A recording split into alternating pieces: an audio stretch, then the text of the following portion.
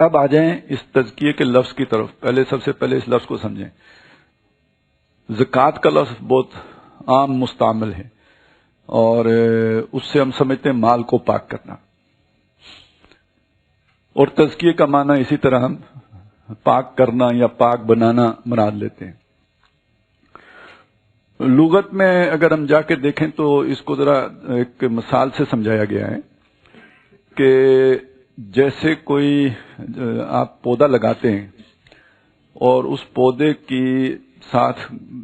کوئی گھاس وغیرہ بھی اگاتی ہے اور چھوٹے موٹے پودے نکل آتے ہیں,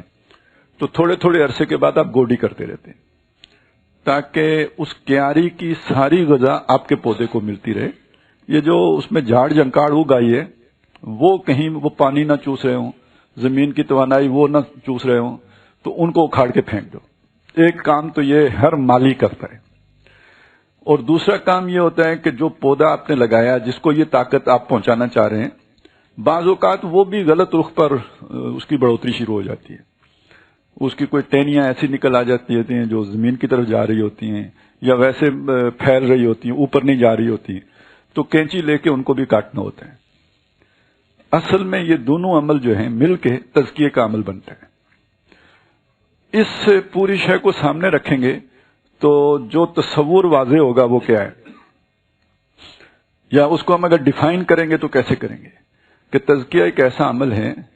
جو کسی شے کی بڑھوتری کی راہ کی رکاوٹوں کو دور کرتا ہے, اور جو جن غذاؤں اور توانائیوں کی اس کو ضرورت ہے وہ بہم پہنچاتا ہے. یہ آپ نے کر لیا تو گویا یہ تزکیے کا عمل ہو گیا, تاکہ ضروری غذا مل جائے اور اس کا غلط یعنی اس کا پھیلاؤ غلط سمت میں نہ ہو بلکہ درست سمت میں ہو, اس رخ پر ہو جس رخ کے لیے وہ غذا دی گئی تھی. تو پہلی بات تو یہ ہو گئی کہ تزکیہ ایک ایسے عمل کو کہتے ہیں. یہ بات میں نے آپ کے سامنے رکھ دی تھی کہ قرآن مجید میں یہ لفظ جو ہے یہ اس معنی میں آیا ہے کہ اس کے بغیر آپ کی نجات نہیں ہو سکتی. سبحان اللہ والحمد للہ ولا